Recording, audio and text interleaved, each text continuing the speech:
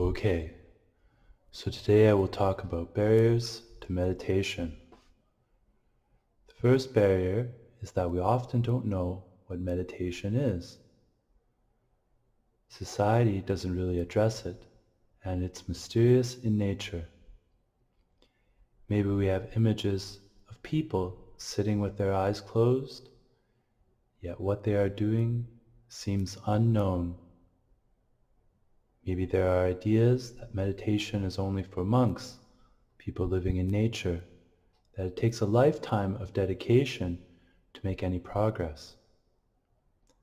Yoga, Qigong, or Tai Chi also might be associated with it, or a religious tradition such as Buddhism. These are typical images of meditation, but they don't really address what it is, or let us know that anyone is welcome to practice it at any time. So when you start, you want to know what it is and why do it.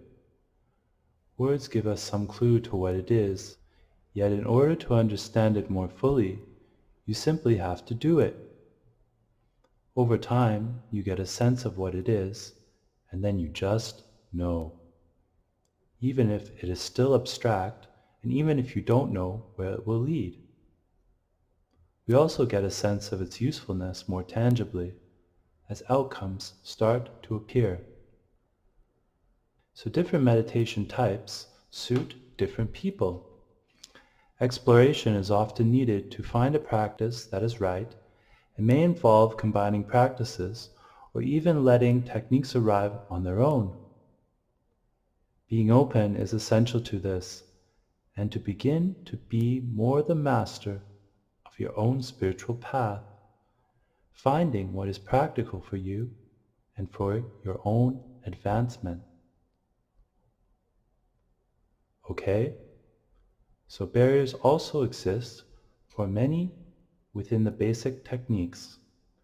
The first has to do with sitting, and certain people are not used to sitting in certain positions. However, practicing can be done in any sitting position where you are able to keep your back straight and are making effort to physically balance yourself. Therefore, it can be done on a chair or anywhere we may sit. Lying down is an option too, but only if sitting is unavailable, as we naturally associate lying down with sleeping. Also, many people sit on the floor with many cushions, perhaps some under their legs. So it is up to you. For me, it took a lot of practice to get better at sitting on the floor cross-legged, and I still need a number of cushions. So the next barrier comes from the mind itself. The mind or ego does not like you focusing on your breath, so it will naturally start talking and it will feel bored. Oh, this is just breathing.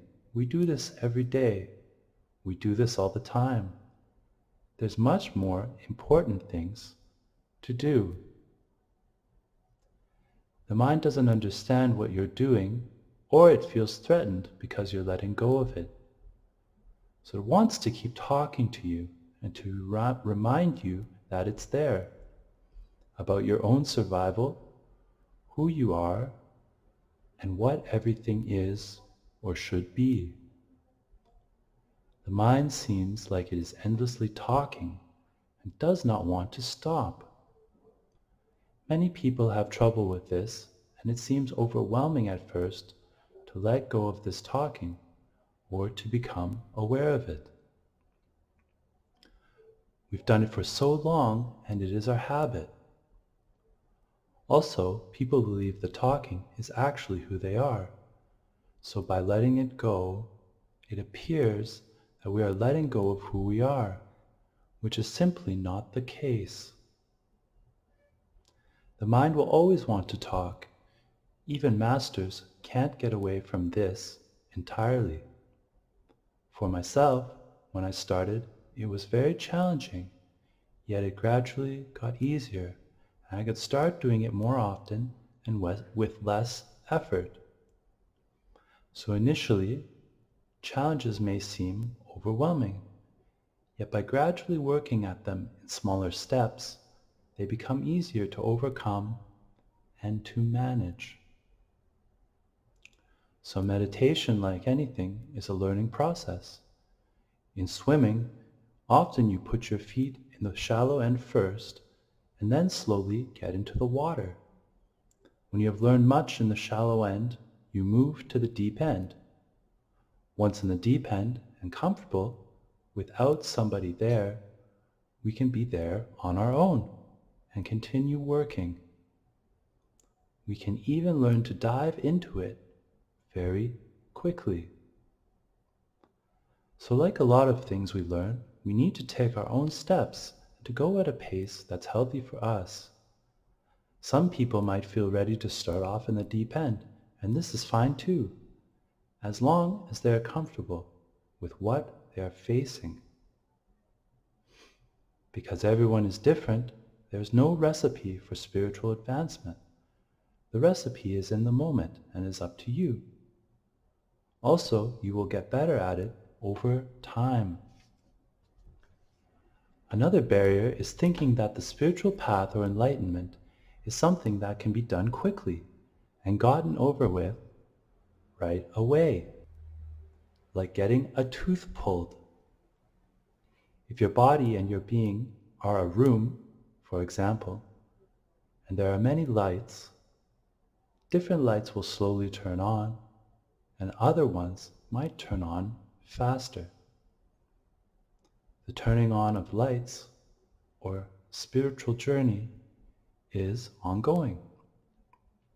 So like any journey, there are beautiful sights, peaceful scenery, and sometimes peak experiences and views as far as the horizon goes.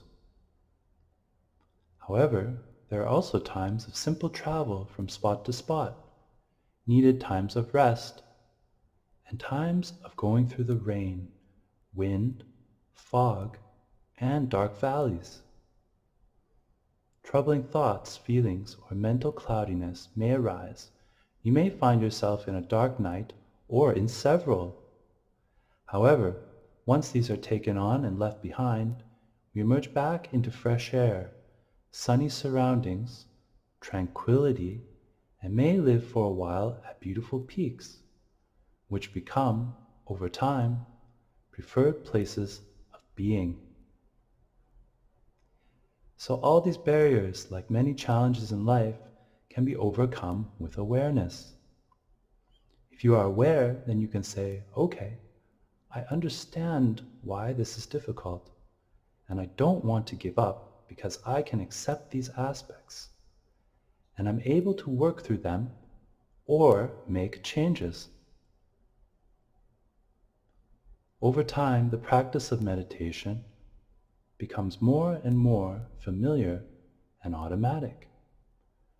Like brushing our teeth every day, it feels like something we need to do to make our day complete. It then becomes a wonderful secret to living, enabling us in profound ways we might not have thought possible. Then we look back and see that working through the initial barriers was well worth it, as the path has led to a place where we may deal with anxieties.